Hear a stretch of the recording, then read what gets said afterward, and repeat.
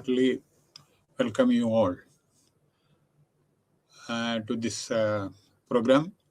And today I am going to discuss about BPAG 171. BPAG 171, Disaster Management Concepts and Institutional Framework.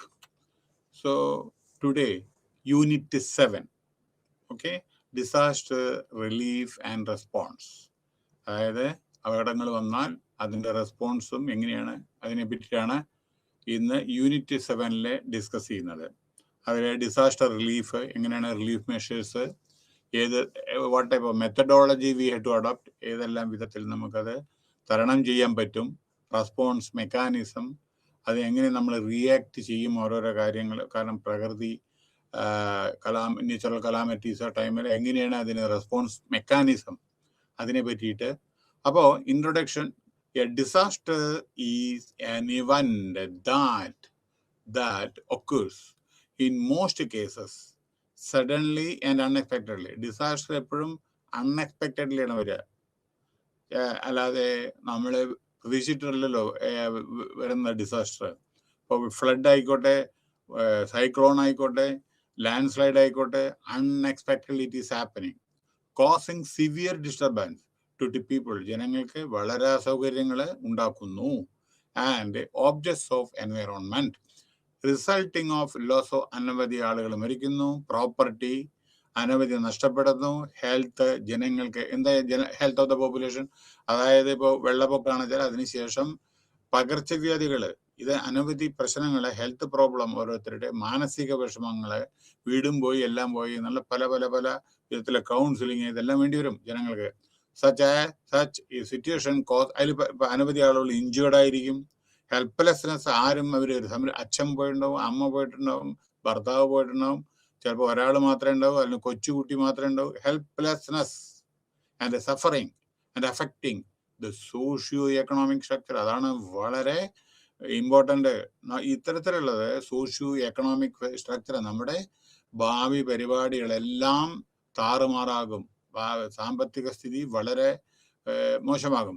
Of a region or a country or continent, വൻകര, രാജ്യം, region, to such an extent that there is a need for assistance or immediate external intervention from within the country or outside. ചില സമയത്ത് നമുക്കുള്ളിൽ നിന്ന് ഒന്നും ചെയ്യാൻ പറ്റാതെ വരും, ഔട്ട്സൈഡിൽ നിന്ന് ആളുകളെ, ഔട്ട്സൈഡത്തെ മറ്റുള്ള രാജ്യങ്ങളുടെ ആവശ്യങ്ങൾ നമുക്ക് വേണ്ടി വരും. ഇപ്പം നിങ്ങൾക്കറിയാം, നമ്മളെ ഈ കോവിഡ് ടൈമിൽ India was exporting medicine, Covaxin or whatever is there to foreign countries. അതേ പ്രകാരം അവിടെ നിന്ന് ഇങ്ങോട്ട് അങ്ങനെ പല കാര്യങ്ങളും.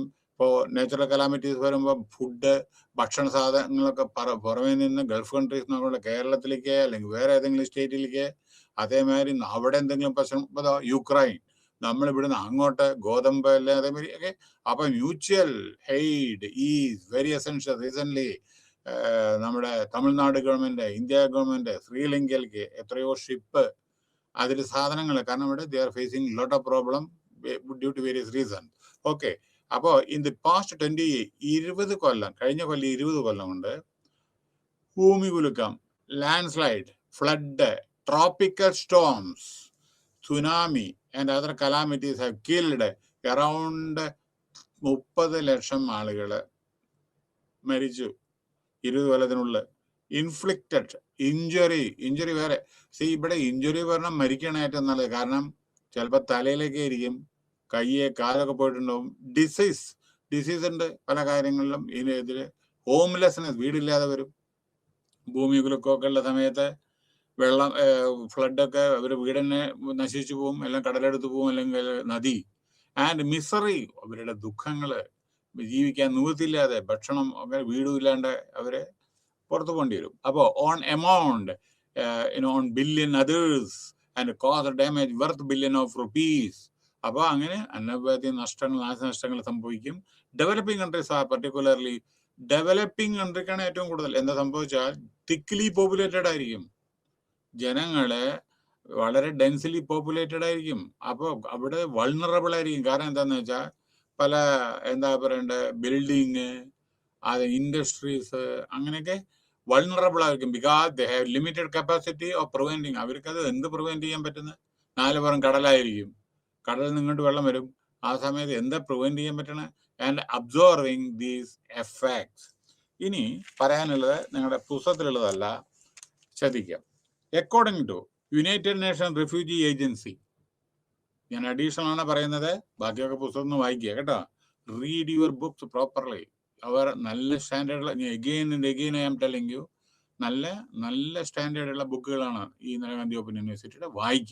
വായിച്ചേ പറ്റൂ. അല്ലാണ്ട് ചുമ്മാ നമ്മളെ കാഷ്വൽ അപ്രോച്ച് പറ്റില്ല കേട്ടോ. കാരണം ഇതിൽ കണ്ടമാനം ഇൻകോർപ്പറേറ്റ് ചെയ്തതിന്റെ ലേറ്റസ്റ്റ്. ഞാൻ again I am just telling you. So according to united nation refugee agency highlighted that nearly 5 million people, 50 lakh ആളുകളെ ഇന്ത്യയിലെ were internally displaced due to climate change. അതായത് UN ഇതിന്റെ റിപ്പോർട്ട് അനുസരിച്ച് 50 ലക്ഷം ജനങ്ങളെ നമ്മുടെ ക്ലൈമറ്റിക് കണ്ടീഷൻ കൊണ്ട് നമുക്ക് ഇവിടെ നിന്ന് മാറി താമസിക്കേണ്ടി വന്നിട്ടുണ്ട്. 2021 റിപ്പോർട്ടാണത്. യുണൈറ്റഡ് നേഷന്റെ അവരുടെ ഏജൻസിയുടെ. അതായത് 5 million people in India were internally displaced due to climate change. ഇനി the annual global trade report by the United Nations agency highlighted that, അതായത് ഒരു ഗ്ലോബലി കൊല്ലത്തില് 10 കോടി അതായത് ജനങ്ങളെ forced to flee home last year. അവനവന്റെ സ്വന്തം വീട് വിട്ടിട്ട് 1 കോടി ജനങ്ങളെ 100 million, okay, so million people were forced to flee. അവര് വീട്ടിൽ നിന്നൊക്കെ പോകേണ്ടി വന്നു. എന്തുകൊണ്ട്? നേച്ചറൽ കലാമിറ്റിയുടെ മാത്രമല്ല, വയലൻസ്. യുക്രൈനിൽ നോക്കൂ. അതിന്റെ പുറമെ human rights violation, abuses and food, ഭക്ഷണമില്ല, ഇൻസെക്യൂരിറ്റി. സോമാലിയ അതേമാതിരി ആളുകളെ മറ്റുള്ളവർക്ക് താമസം ഇപ്പൊ കണ്ടില്ലേ, യുക്രൈനിൽ എത്രയോ ലക്ഷം ജനങ്ങളാണ്, പോളണ്ടിലും മറ്റൊക്കെ. അപ്പൊ അങ്ങനെ so war in Ukraine, crisis and other emergencies from Africa to Afghanistan. അപ്പോ എന്താണ് പറയുന്നത് വെച്ചാൽ, UN ഏജൻസി റിപ്പോർട്ട് പ്രകാരം ആനുവൽ ഗ്ലോബൽ ട്രെൻഡ് 1 കോടി ജനങ്ങളാണ് സ്വന്തം വീട് വിട്ടിട്ട് മറ്റുള്ള സ്ഥലങ്ങളിലേക്ക് പോകേണ്ടി വരുന്നത്. Okay, now India squad. ഇനി ശ്രദ്ധിക്കേണ്ട ഒരു കാര്യം, നമ്മുടെ ക്ലൈമറ്റ് കണ്ടീഷൻ വളരെ വളരെ ഡേഞ്ചറസ് സിറ്റുവേഷൻ ആണ് ഇന്ത്യയിലൊക്കെ. ഇന്ത്യ സ്കോഡ്, ഇത് വളരെ ശ്രദ്ധാപൂർവം കേൾക്കണം. ഇത് ബുക്കിൽ ഇല്ലാത്തതാണ്. അതുകൊണ്ട് അഡീഷണൽ ആയിട്ട് നിങ്ങൾ നോട്ട് ചെയ്യുന്ന ഇത്തരത്തിലുള്ള കാര്യങ്ങളൊക്കെ കേട്ടോ. കാരണം ജയിക്കാൻ വേണ്ടി മാത്രം പഠിച്ചാൽ പോരാ. അതായത് നോളജ്, എംപ്ലോയ്മെന്റ് ഓറിയന്റഡ് ആയിരിക്കണം. നിങ്ങൾക്ക് തൊറോ നോളജ് ഉണ്ടാവണം. ചിലപ്പോൾ നിങ്ങൾ സിവിൽ സർവീസിലോ വേറെ എവിടെയെങ്കിലും പരീക്ഷിക്കുക. ഇതൊക്കെ അത്യാവശ്യമായിട്ട് മോസ്റ്റ് റിലവന്റ് ആസ്പെക്റ്റ് ആണ് അവർ ചോദിക്കുക. ഫോർച്ചുനേറ്റ്ലി നമ്മുടെ ബുക്കിൽ ആൾമോസ്റ്റ് എല്ലാം ഉണ്ട്. പക്ഷേ എങ്കിലും ഞാൻ അഡീഷണൽ ആയിട്ട് ലേറ്റസ്റ്റ് ആയിട്ട് പറയുന്നു. അതായത് ഇന്ത്യ സ്കോഡ്, ഇന്നലത്തെ റിപ്പോർട്ടാണ്, സ്കോഡ് ദി ലോവസ്റ്റ് എമംഗ് ലോകത്തെ 150 രാജ്യങ്ങളിൽ 165ാമത്തെ സ്ഥാനമാണ് ഇന്ത്യ. എന്തിലറിയോ? എൻവയോൺമെന്റ് പെർഫോമൻസ് ഇൻഡെക്സില്, EPI എൻവയോൺമെന്റ് പെർഫോമൻസ് ഇൻഡെക്സില് 150 രാജ്യങ്ങളിലെ 165 സ്ഥാനമാണ്. അതെന്ന് മനസ്സിലാക്കൂടെ എന്താന്ന്? അതായത് environment performance published by the researchers from Yale and Columbia university. Okay, അപ്പൊ ഇതില് പറയാനുള്ളത് വേറൊരു കാര്യം കൂടി, നമ്മുടെ ക്ലൈമറ്റ് ചേഞ്ച് മിറ്റിഗേഷൻ. അതായത് 180 രാജ്യങ്ങളിലെ 165 സ്ഥാനമാണ് ക്ലൈമറ്റ് ചേഞ്ചിൽ നമ്മുടെ ഇന്ത്യ, 165ാമത്തെ സ്ഥാനം. According to the report, by 2050 2050 ആകുമ്പോഴേക്കും 4 രാജ്യങ്ങൾ, countries, China, India, USA, Russia alone will be responsible for over 50% of the greenhouse gas emissions. ലോകത്തിലെ 50% നമ്മുടെ ഗ്രീൻ ഹൗസ് ഗ്യാസ് എമിഷൻസിലെ ഈ 4 രാജ്യം, ഇന്ത്യ, ചൈന, USA, റഷ്യ ആയിരിക്കും. അതൊന്ന്. ഇനി ശ്രദ്ധിക്കേണ്ട വേറൊരു കാര്യം, നമ്മുടെ ഇതും കൂടി ഞാനൊന്ന് പറയട്ടെ. അതായത് ബയോഡൈവേഴ്സിറ്റി ആൻഡ് ഹാബിറ്റേറ്റ്. അതില് ഇന്ത്യ 180 രാജ്യങ്ങളിൽ 179 സ്ഥാനമാണ്. അതായത് ബയോഡൈവേഴ്സിറ്റി ആൻഡ് ഹാബിറ്റന്റ് അതില് 180 രാജ്യങ്ങളിലെ 179 സ്ഥാനമാണ്, അതായത് ബയോഡൈവേഴ്സിറ്റിയില്. ഇനി അടുത്തത് എക്കോസിസ്റ്റത്തില് 180 രാജ്യങ്ങളിൽ 97 സ്ഥാനമാണ് എക്കോസിസ്റ്റം. ഓക്കെ. അടുത്തത് ഫിഷറീസില് 136 രാജ്യങ്ങളില് 42 സ്ഥാനമാണ്.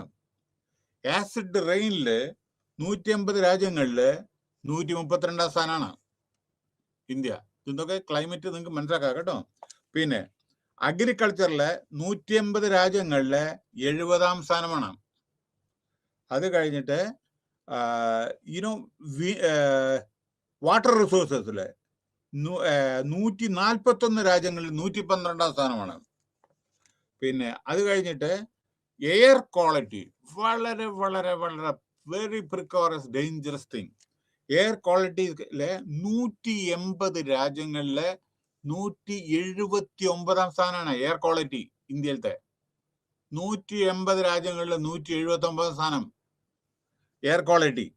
അത് കഴിഞ്ഞിട്ട് അതായത് നമ്മുടെ പാകിസ്ഥാൻ ആണ് നമ്മുടെ നേരെ മീതിയുള്ള ഒരേ ഒരു രാജ്യം. അടുത്തത് സാനിറ്റേഷൻ ആൻഡ് ഡ്രിങ്കിങ് വാട്ടറിൽ 179 രാജ്യങ്ങളിൽ 139-ാം സ്ഥാനം. ഹെവി മെറ്റൽസില് 180 രാജ്യത്തില് 174-ാം സ്ഥാനം. വേസ്റ്റ് മാനേജ്മെന്റില് 180 രാജ്യങ്ങളില് 151-ാം സ്ഥാനം. ഏകദേശം ഒരു ഐഡിയ കിട്ടിയിട്ടുണ്ടാവുമെന്ന് പ്രതീക്ഷിക്കുന്നു. ഓക്കെ, ഇതാണ് നമ്മുടെ ഇത് പറയാനുള്ളത്. ഓക്കെ, നൗ ഇൻട്രൊഡക്ഷനെ പറ്റി ഞാൻ പറഞ്ഞു. അടുത്ത് പിന്നെ വേറൊരു കാര്യം കൂടി ഇതിൽ പറയാനുണ്ട്. ഈ പല യൂണിവേഴ്സിറ്റിയിലും നമ്മുടെ കരിക്കുലത്തില് ഡിസാസ്റ്റർ മാനേജ്മെന്റിന്റെ കരിക്കുലം ഇൻക്ലൂഡ് ചെയ്തിട്ടുണ്ട്. എന്താ കാരണം എന്ന് വെച്ചാൽ to create a strong student community capable to be the potential catalyst of change, to build resilience. Okay, resilience in their അതായത് ഇതിനെ നമ്മുടെ പ്രിപ്പയർ ചെയ്യാൻ വേണ്ടിയിട്ട് നമ്മുടെ കരിക്കുലത്തിലും ചില മാറ്റങ്ങൾ ഓരോരോ കോളേജ് യൂണിവേഴ്സിറ്റി ഹയർ എഡ്യൂക്കേഷനിൽ നടപ്പിലാക്കുന്നുണ്ട്. അതായത് it will help the student to understand more, to എങ്ങനെ ഫോർസീ, അതേമാതിരി ഭാവി അതേമാതിരി സുരക്ഷിതമായിട്ട് അഡ്ജസ്റ്റ് ചെയ്യാനും വേണ്ടിയിട്ടൊക്കെ എങ്ങനെയാണ് ഇത് ഇത്തരത്തിലുള്ളതിൽ നമ്മൾ സ്റ്റെപ്പ് എടുക്കേണ്ടത് എന്നുള്ളതൊക്കെ തീരുമാനിക്കാൻ വേണ്ടിയിട്ടാണ് ഇത്. അപ്പോൾ ഇവിടെ പറയാനുള്ളത്, ഒരു ഡിസാസ്റ്ററിന് ശേഷം ഇമ്മീഡിയറ്റ് നീഡ് വളരെ ആവശ്യമാണ്. Immediate need. അപ്പോൾ ഇമ്മീഡിയറ്റ് നീഡ് ആണ് ഒരു relief to be provided to the victims. Affected ആളുകൾക്ക്, അതായത് ഭക്ഷണം കൊടുക്കണ്ടേ, ഫ്ലഡ് ആയിക്കോട്ടെ, എർത്ത് ആയിട്ടെ, അവരൊക്കെ മണ്ണിൻ്റെ അടിയിലും അല്ലെങ്കിൽ വെള്ളത്തിലും ചളിയിലും ഇതൊക്കെ വീട്ടിലൊക്കെ പല ഇതും. പിന്നെ ഇവിടെ റീസെന്റ് ഫ്ലഡ് ഉള്ള സമയത്ത് ഓരോരോ വീട്ടില് നദികളിൽ നിന്ന് വെള്ളമൊക്കെ വന്നിട്ട് വീട്ടിൻ്റെ ഉള്ളിൽ പാമ്പും മറ്റേതൊക്കെയാണ് ഉണ്ടായിരുന്നത്.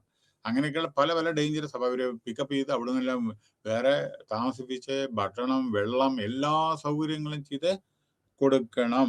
So relief work is about the bottom, that to ensure the basic minimal, അവരുടെ ബേസിക് എന്താണ്? Sufficient drinking water. സി, 4 പുറം വെള്ളമായിരിക്കും, പക്ഷേ കുടിക്കാനുള്ള വെള്ളം ഉണ്ടാവില്ല. മനസ്സിലായില്ലേ? ഈ വെള്ളപ്പൊക്കം മറ്റേതൊക്കെ 4 പുറം ഉണ്ടാവും. അത് ഞാൻ ഇപ്പൊ പറയാം കുറച്ച് കഴിഞ്ഞാൽ. ഒരു ഇതിന്റെ നമ്മുടെ ആസാമില് ഇന്നലെ, അതായത് 19/6/22 റിപ്പോർട്ടാണ് ആസാമിൽ. 19/6. അതായത് rescue mission, army men along with villagers rescued flood hit. അവിടെ വെള്ളപ്പൊക്കമാണ് ഇൻ ആസാം ഈവൻ ടുഡേ. ഇന്നും അഫക്റ്റഡ് ഓവർ 26 ലക്ഷം ആളുകളെ അഫക്ട് ചെയ്തിരുന്നു പീപ്പിൾ ആൻഡ് ക്ലെയിംഡ്. അനവധി ആളുടെ മരണവും നടന്നിരിക്കുന്നു. മനസ്സിലായോ? അപ്പൊ അവിടെ എന്താ വേണ്ടത്? Drinking water, sanitation, sufficient food, medical, ഡോക്ടറും മെഡിസിനും നഴ്സും എല്ലാം ആവശ്യമാണ്. ഓക്കെ.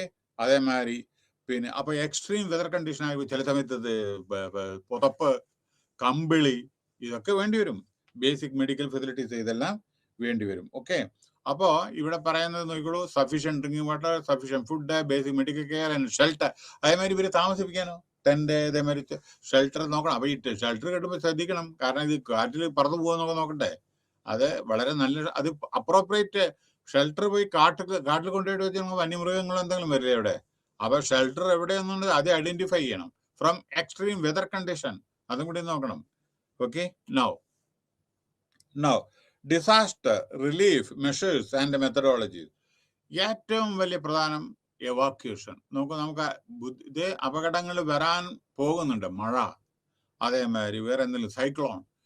അപ്പോൾ അതിനു മുമ്പേ നമുക്ക് ഇന്നൊക്കെ കുറേ ടെക്നോളജി വളരെയധികം ഇൻക്രീസ് ചെയ്തിരുന്നു. അപ്പോൾ നമുക്ക് അറിവ് മെട്രോളജി ഡിപ്പാർട്ട്മെന്റിൽ നിന്ന് നമുക്ക് ഇന്ത്യൻ മെട്രോളജി ഡിപ്പാർട്ട്മെന്റിൽ നമുക്ക് ഇൻഫർമേഷൻ കിട്ടിയ തീരദേശത്ത് നിന്ന് ആളുകളെ എവാക്യുവേറ്റ് ചെയ്യുക. പിന്നെ അതായത് എവാക്യുവേഷൻ പ്രിവെന്റ് ചെയ്യുക ആളുകളെ, അത് മരണത്തിന് ഇതിന് കൊടുക്കാതെ, അല്ലെങ്കിൽ കടലെടുക്കാതെ, അല്ലെങ്കിൽ കൊടുങ്കാറ്റിൽ അങ്ങോട്ട് പോകാതെ അവരെ രക്ഷിക്കുക. അപ്പൊ അത് പ്രിവെന്റ് ചെയ്യുക. രണ്ടാമത് അവരെ പ്രൊട്ടക്ട് ചെയ്യുക, നല്ല വിധത്തിൽ അവരെ പ്രൊട്ടക്ട് ചെയ്യുക. മാറി താമസിക്കുമ്പോൾ അവിടെ ശ്രദ്ധിക്കണം എവിടെയാണോ കൊണ്ട് താമസിപ്പിക്കണമെന്ന്, അതുകൂടി ശ്രദ്ധിക്കണം. ഓക്കെ. പിന്നെ വേറൊന്ന് റെസ്ക്യൂ, ഫോക്കസിങ് ഓൺ. ഈ റെസ്ക്യൂ പറയുമ്പോൾ റെസ്ക്യൂവിൽ ഫോക്കസ് ചെയ്യണം. ആരെങ്കിലും അങ്ങോട്ട് അവർ ചെയ്യുമെന്ന് വിചാരിക്കരുത്. ആ റെസ്ക്യൂ ഓപ്പറേഷൻ ചിലപ്പോൾ 8 അടി 4 അടി 5 അടി ഒക്കെ മണ്ണിന്റെ അടിയിലായിരിക്കും ആളുകൾ.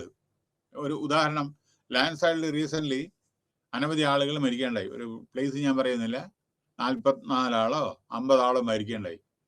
എത്രയോ ദിവസമാണ് ആ മണ്ണിന്റെ അടിയിൽ കടന്നിരുന്നത്. അപ്പോൾ പക്ഷേ ശവം എടുത്തു, 10 എടുത്തു, 20 എടുത്തു, 30 എടുത്തു. പക്ഷെ എങ്കിലും അവര് പിന്നെയും ശ്രമിച്ച് എക്സെപ്റ്റ് 1 or 2 അവരെല്ലാം മണ്ണിന്റെ അടിയിൽ നിന്ന് എത്രയോ ആഴത്തുനിന്ന് എടുത്തു. അപ്പൊ റെസ്ക്യൂ പറഞ്ഞാൽ ഫോക്കസ് ചെയ്യണം. പിന്നെ വേറൊരു പ്രധാനപ്പെട്ട ഒരു കാര്യം എന്തറിയോ, ലുക്ക്, ലിസൺ, ഫീൽ. അതായത് എന്താ പറയുന്നറിയോ, നമ്മളെ ആളുകൾ അപകടത്തിൽപ്പെട്ടാൽ ലുക്ക്, അവരെ കണ്ടുപിടിക്കാൻ വേണ്ടി ശ്രമിക്കണം. ആരാണ്, എവിടെയാണ്. ചിലപ്പോൾ എന്തെന്നറിയോ, വല്ല കാട്ടിലോ മരത്തിന്റെ മുകളിലോ ഈ വെള്ളത്തിൽ ഒലിച്ചു പോകുമ്പോ മരത്തിന്റെ ചില്ലയില്, മരത്തിന്റെ കൊമ്പത്തൊക്കെ ഇരിക്കുന്നുണ്ടാവും. ചില സമയത്ത് കാട്ടില് ചിലപ്പോ ഐസൊലേറ്റഡ് പ്ലേസ് ആയിരിക്കും. അപ്പോ ആളുകള് എവിടെയെങ്കിലും കാട്ടിന്റെ ഉള്ളിലാണ് കുടുങ്ങിയിട്ടുണ്ടാവുക. അപ്പൊ അവിടുത്തെ കമ്മ്യൂണിറ്റി പാർട്ടിസിപ്പേഷൻ ഇസ് റിക്വയർഡ്. എപ്പോഴും നമുക്കറിയില്ല അങ്ങോട്ട് പോകാനുള്ള വഴിയൊന്നും അറിയില്ല, ചിലപ്പോൾ ട്രൈബൽ ഏരിയയില്. അപ്പോൾ അവരുടെ കമ്മ്യൂണിറ്റി. പിന്നെ അപ്പൊ എന്താണെന്ന് വെച്ചാൽ ലുക്ക്, ഏതെങ്കിലും വിധത്തില് എന്തെങ്കിലും പ്രശ്നം ഉണ്ടാവുന്നുണ്ടെങ്കിൽ ലുക്ക്, അതായത് എവിടെയെന്ന് കണ്ടുപിടിക്കാൻ വേണ്ടി അത് ശ്രദ്ധിക്കുക. അതായത് ലുക്ക് എന്ന് പറഞ്ഞാൽ ഫിസിക്കലി, ഓക്കെ. അതേമാതിരി ഇൻസിഡന്റ് എവിടെ നടന്ന്, ഓക്കെ. അതേമാതിരി ലിസൺ, ആളുകൾ പറയുന്നത് ശ്രദ്ധിക്കുക. അതായത് കേൾക്കുന്നതിന് മുമ്പേ ഓടാൻ നിൽക്കരുത്. അതേമാതിരി അസസ് കമ്മ്യൂണിറ്റി ഡാറ്റ, അവിടെ ഉള്ള ആളുകളുടെ അവരിൽ നിന്നുള്ള ഇൻഫർമേഷൻ നമ്മൾ കളക്ട് ചെയ്യണം. അവിടെ ഇരിക്കുന്ന ആളുകൾ ചിലപ്പോൾ അങ്ങോട്ട് പോരുത്, അങ്ങനെ ചില കാര്യങ്ങളൊക്കെ ഉണ്ട്. അപ്പോൾ അതൊക്കെ നമ്മൾ ശ്രദ്ധിക്കുക. അതാണ് ലിസൺ. ഫീൽ എന്ന് പറയുമ്പോൾ feel convinced regarding the facts. Gravity ശ്രദ്ധിക്കണം. ഗ്രാവിറ്റി എത്രത്തോളം ഭയാനകമാണ് ഈ നാച്ചുറൽ കലാമിറ്റി എന്നും കൂടി നോക്കണം. ചിലപ്പോൾ അഗ്നിപർവ്വതം പൊട്ടുമ്പോൾ രണ്ടാമതും പൊട്ടും, എർത്ത് കേക്ക് ഉണ്ടാകുമ്പോൾ രണ്ടാമതും എർത്ത് കേക്ക് വരും അവിടെ. അപ്പൊ ഇതൊക്കെ നമ്മള് വളരെ അത് അതിന്റെ സീരിയസ്നെസ് മനസ്സിലാക്കണം. ഓക്കെ. പിന്നെ സ്റ്റെപ്സ് ടു എവാക്യുവേഷൻ, അത് എന്താണെന്ന് വെച്ചാൽ നമ്മൾ ആദ്യം ഒരു അപകടങ്ങൾ പറ്റുമ്പോൾ ഇതിൽ എന്താ ചെയ്യേണ്ടതെന്ന്, ഇപ്പം നമ്മൾ നോക്കിക്കോളൂ. ഒറീസയില് 1999 ഇതേമാതിരി ഫ്ലഡ് ഉണ്ടായിരുന്നു, സൈക്ലോൺ. അപ്പോ so many people were killed in ഏതാ കൊല്ലം, 1999. പക്ഷെ അത് ബെഞ്ച് മാർക്ക് എടുത്തിട്ട് ഒറീസ ഗവൺമെന്റ് പിന്നീട് അത്തരത്തിലുള്ള നാച്ചുറൽ കലാമിറ്റി വരുമ്പോൾ എന്ത് ചെയ്യണം എന്നുള്ള പ്രിക്കോഷൻ എടുക്കൊണ്ട് അതിനുശേഷം മരണം കൂടുതൽ നടന്നിട്ടില്ല. That is precaution. പിന്നെ അപ്പൊ എന്താ ചെയ്യേണ്ടത് വെച്ചാൽ നമ്മൾ സ്റ്റെപ്സ് എവാക്യുവേഷൻ ചെയ്യുമ്പോൾ, ആളുകളെ ഒഴിപ്പിക്കുമ്പോൾ ശ്രദ്ധിക്കേണ്ടത്, ഒന്നാമത് ഏരിയ ഡിറ്റർമിൻ ഏത് ഏരിയ. ഇപ്പൊ നിങ്ങൾ അവിടെ ഒരു പണ്ട് ഒറീസ, കാക്കിനഡ, മച്ചിലിപ്പട്ടണം, അതേമാതിരിയുള്ള ആ കോസ്റ്റൽ ബെൽറ്റിൽ വന്നേക്കും. അപ്പൊ ഏത് സ്ഥലത്താണ് ആദ്യം ഒന്ന് ഡിറ്റർമിൻ ചെയ്യുക. പിന്നെ രണ്ടാമത് എവിടേക്കാണ് റീലൊക്കേറ്റ് ചെയ്യേണ്ടത് അതും കൂടി ശ്രദ്ധിക്കണം. ആളുകളെ എവിടെ മാറ്റി താമസിപ്പിക്കണം, അവിടെ വന്നാലോ അപകടം. അപ്പൊ അതുകൂടി ശ്രദ്ധിക്കണം. പിന്നെ വേറൊന്ന്, കമ്മ്യൂണിക്കേറ്റ്. എന്ത് നിങ്ങൾ ഡിസിഷൻ എടുത്താലും ശരി, അത് ജനങ്ങളെ അറിയിക്കാനുള്ള ഇത് അവയർനെസ് കൊടുക്കണം. ഇതുകൊണ്ടാണ് ചെയ്യുന്നത്. ചിലപ്പോൾ ഹെലികോപ്റ്റർ വരുമ്പോൾ അതിൽ തൂങ്ങണം. ഞാൻ തൂങ്ങില്ലേ പറഞ്ഞ എന്ത് ചെയ്യും? 4 പുറം വെള്ളമായിരിക്കും. മനസ്സിലായില്ലേ? അതായത് ഹെലികോപ്റ്ററിൽ രക്ഷപ്പെടുത്തുമ്പോൾ ഇപ്പൊ ഉത്തരാഖണ്ഡിലൊക്കെ ഹെലികോപ്റ്ററാണ്, അല്ലാണ്ട് മാർഗമില്ല, റോഡ് മാർഗമില്ല. അപ്പൊ അതുകൊണ്ട് ജനങ്ങൾക്ക് അവയർനെസ് വേണം. മനസ്സിലായോ? അപ്പോ communication is very essential during those occasion. Okay, then verify route. ഏത് വിധത്തിലാണ് രക്ഷപ്പെടേണ്ടത്, ഏതാ റൂട്ട് കൂടെ പോകേണ്ടത്, അതും കൂടി ശ്രദ്ധിക്കണം. ഏത് റൂട്ടാണ് വേണ്ടതെന്ന്. പിന്നെ റിപ്പോർട്ട് ഇത് എവാക്വേഷൻ. റിപ്പോർട്ട് ചെയ്യുക, എങ്ങനെയാണ് എവാക്വേറ്റ് ചെയ്യണം, അതിന്റെ റിപ്പോർട്ട്. മനസ്സിലായി? ഇതൊക്കെ ഗവൺമെന്റിന് കൊടുക്കുക, ഇതൊക്കെ ആക്ഷൻ എടുക്കേണ്ടതാണ്. പിന്നെ ലുക്ക്, ലിസൺ ആൻഡ് ഫീലിംഗ് ഞാൻ പറഞ്ഞു. അപ്പോ നമ്മൾ ഈ ഇതിന് പോകുമ്പോഴേ ടെക്നിക്സ് എന്തൊക്കെയാണ്, അതായത് പറഞ്ഞല്ലോ ഷെൽട്ടർ വേണം. പിന്നെ അതിൻ്റെ പുറമെ നമ്മളെപ്പോഴും ചില സമയത്ത് എവാക്വേഷൻ മാപ്പ് വേണം. ഏത് ഏരിയയിലാണ് അഫക്റ്റഡ് അതിൻ്റെ മാപ്പ് കയ്യിൽ വേണം.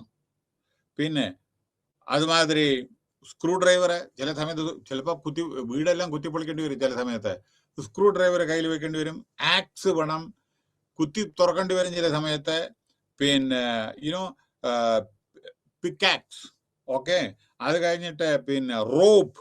ചില സമയത്ത് വെള്ളത്തിൽപ്പെട്ട് ഒലിച്ചു വീണ ആളുകൾക്ക് റോപ്പ് ഇതിട്ടെടുക്കണ്ടേ, അതിനെ പിടിച്ച് വലിക്കണ്ടേ വെള്ളത്തിൽ നിന്ന് കരകയറ്റണം വെച്ചാൽ.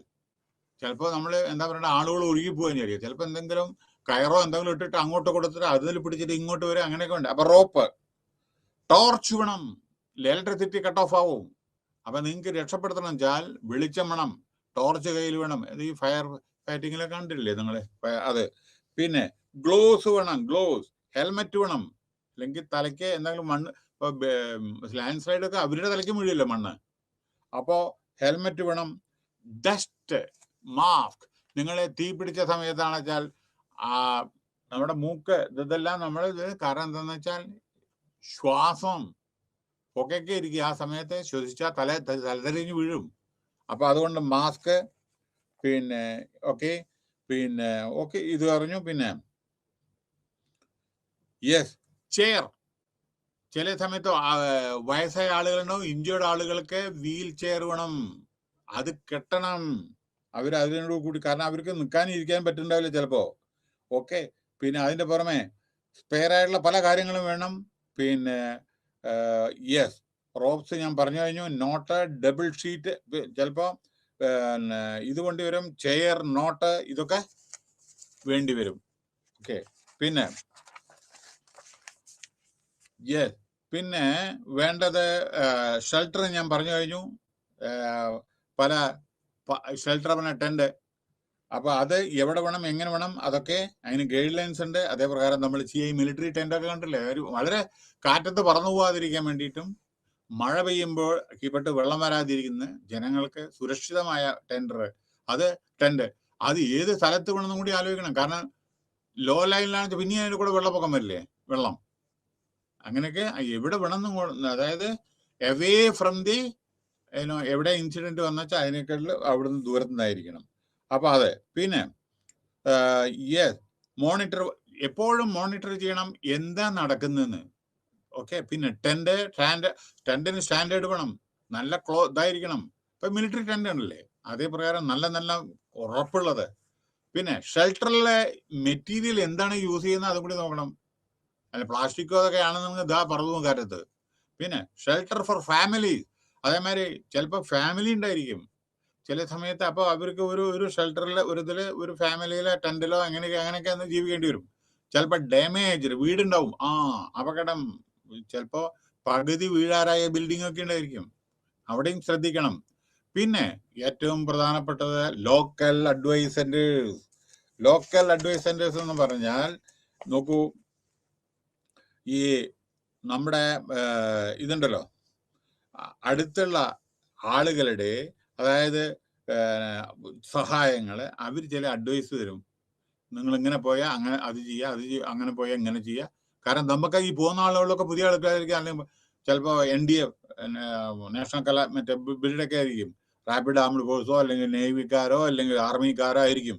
അപ്പം പക്ഷെ ലോക്കൽ ഹെൽപ്പ് വളരെ വളരെ ആവശ്യമാണ്. ഇനി അടുത്ത് ട്രാൻസിഷൻ ഹൗസിങ്, അത് മാറ്റി താമസിപ്പിക്കുക കേട്ടോ.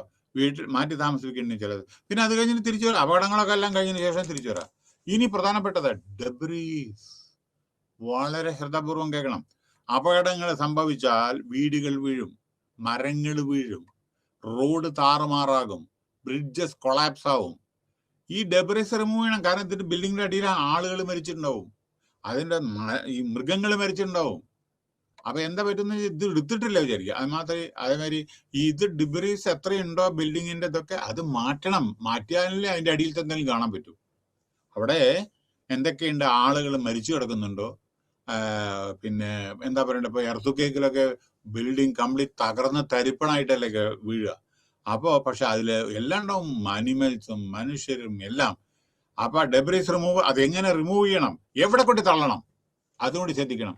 അതൊക്കെ പ്ലാൻ വേണം. അതാണ് മാസ്റ്റർ ഒരു മാപ്പ് പ്രോഗ്രാംസ് ഒക്കെ വേണം ഇതിന് വേണ്ടിയിട്ട്. ഡിസാസ്റ്റർ മാനേജ്മെന്റിൽ അവരുണ്ട്, ഇതൊക്കെ പ്ലാൻ ചെയ്യുന്നുണ്ട്. ഇപ്പോൾ ഷെൽട്ടർ യൂണിറ്റ്, പിന്നെ ഡിസ്ട്രിബ്യൂഷൻ ഓഫ് ഫുഡ്, അത് പറയേണ്ട ആവശ്യമില്ലല്ലോ. അപ്പൊ ഈ ഡെബ്രീസ് വളരെ ഇമ്പോർട്ടൻ്റ് ആണ് കേട്ടോ. ഡെബ്രീസ് എടുത്താൽ പോലെ അവിടെ എടുത്തിട്ട് ക്രെയിനിൽ ഇതിൽ എടുത്തിട്ട് എവിടെ കൊണ്ട് തള്ളും, അതും കൂടി ശ്രദ്ധിക്കണം. കാരണം ഒരു ഭൂമി ഉൽക്കം പറഞ്ഞാൽ എത്ര ഇവിടുത്തെ ഡെബ്രീസ് എടുക്കണ്ടാവുന്ന വിചാരിച്ച്, മനസ്സിലായില്ലേ? അപ്പൊ ഡിസ്ട്രിബ്യൂഷൻ ഓഫ് ഫുഡ് പറയണ്ടല്ലോ, വാട്ടർ പറയണ്ടല്ലോ, ഫോഡർ, കന്നുകാലികൾക്ക് മൃഗങ്ങൾക്കുള്ള ഭക്ഷണം, അവർക്കും തിന്നേണ്ട, ഭക്ഷണം കഴിക്കണ്ടേ, ജീവിക്കണ്ടേ.